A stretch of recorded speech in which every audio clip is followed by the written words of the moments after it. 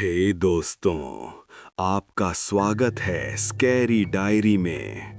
ऐसे ही डरावनी और सच्ची कहानियां सुनने के लिए सब्सक्राइब, लाइक और बेल आइकन दबाएं। अगर डर का असली मजा लेना है तो आइए स्कैरी डायरी पर, नहीं तो यक्षिणी आ जाएगी। यक्षिणी भाग 3, शुरुआत का अंत।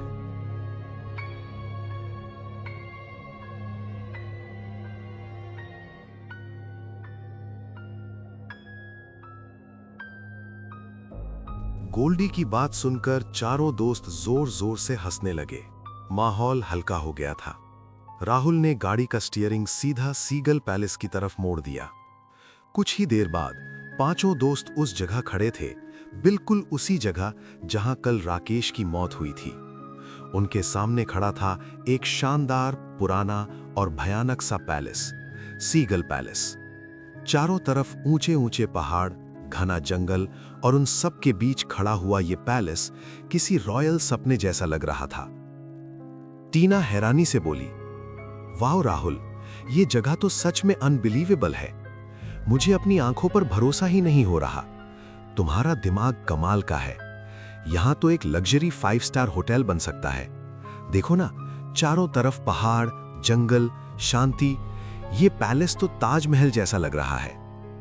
राहुल मुस्कुराया। जब मैंने इस जगह के फोटोज इंटरनेट पर देखे थे, तभी समझ गया था कि यहां लॉस का सवाल ही नहीं है। ये जगह खुद टूरिस्ट्स को अट्रैक्ट करेगी। एक दिन लोग खुद यहां रुकने आएंगे। अजय ने पैलेस को देखते हुए कहा, पर एक बात समझ नहीं आती, अंग्रेजों ने इतनी सुनसान जगह पर इतना सुंदर पैलेस क्यों बनवाया होगा? राहुल हंस पड़ा। इसका जवाब तो सिर्फ अंग्रेज ही दे सकते हैं। चलो अंदर चलते हैं। पांचों दोस्त पैलेस के अंदर चले गए। अंदर का नजारा देखकर टीना और निधि हैरान रह गईं। बड़े बड़े हॉल, ऊंची सीलिंग्स, चमकती हुई फ्लोर। लेकिन निधि का मन बेचैन होने लगा। अचानक उसके कदम रुक गए। दीवार पर शेर की खाल टंगी हुई थी और वो बिल्कुल ताजा लग रही थी। निधि ने अजय से धीरे से कहा, मुझे कुछ बहुत अजीब लग रहा है। क्या?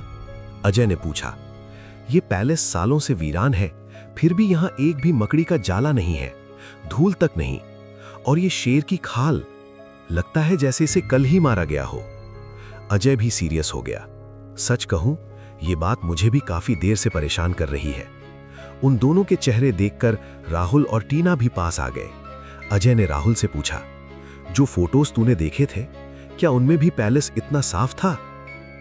राहुल का चेहरा उतर गया। तू सही कह रहा है। ओनर ने तो बोला था कि यहां सालों से कोई नहीं रहता।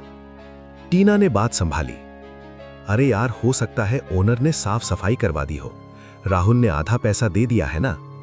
उस बात से सबको थोड़ी तसल्ली मिली। हंसी वापस आ गई। तभी अचानक मौसम बदलने लगा। काली घटाएं छा गईं। तेज ठंडी हवा चलने लगी। कोहरा इतना घना हो गया कि कुछ दिखाई देना मुश्किल हो गया। निधि और टीना डर गईं। राहुल बोला, घबराओ मत, पहाड़ी इलाकों में ऐसा होता रहता है। सब पैलेस के अंदर आ गए। गोल्डी बोला, यार अब लंच और डिनर का क्या होगा? तभी पांचों के कानों में एक मीठी सी औरत की आवाज पड़ी। इस प्रॉब्लम का सल्यूशन मेरे पास है बाबूजी। मुझे खाना बनाना बहुत अच्छा आता है। सामने एक खूबसूरत लड़की खड़ी थी। काले कपड़ों में, लंबे बाल, बड़ी भूरी आंखें। वो किसी अप्सरा से कम नहीं लग रही थी। राहुल ने पूछा, तुम कौन हो और अंदर कैसे आई? लड़की मुस्कुराई। ये पैलेस तो सालों से वीरान है बाबूजी। यहां आने के लिए परमिशन थोड़ी चाहिए। अब चाहिए, राहुल बोला। उसने अपना नाम बताया, मोहिनी, पिपला गांव की रहने वाली।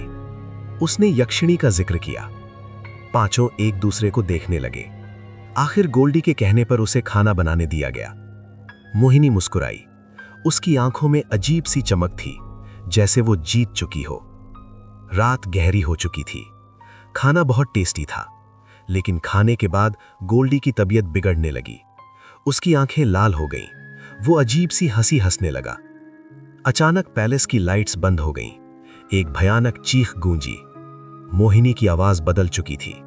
अब वो यक्षिणी थी। उसका असली रूप सामने आ गया। लंबे नाखून, जलती आंखें, खून से भरा चेहरा। ये पैलेस मेरा है और जो भी यहां आता है यहीं का हो जाता है। एक एक करके दोस्त फंसने लगे। निधि को सच समझ आ गया। साफ पैलेस, ताजा शेर की खाल, अचानक मौत, सब यक्षिणी का खेल था। आखिरी पल में राहुल और निधि किसी तरह बच निकलते हैं। सुबह सीगल पैलेस फिर से वीरान था, जैसे यहां कभी कोई आया ही ना हो। गांव वाले कहते हैं यक्षिणी ने फिर शिकार कर लिया और पैलेस की एक खिड़की में मोहिनी की मुस्कान चमक रही होती है।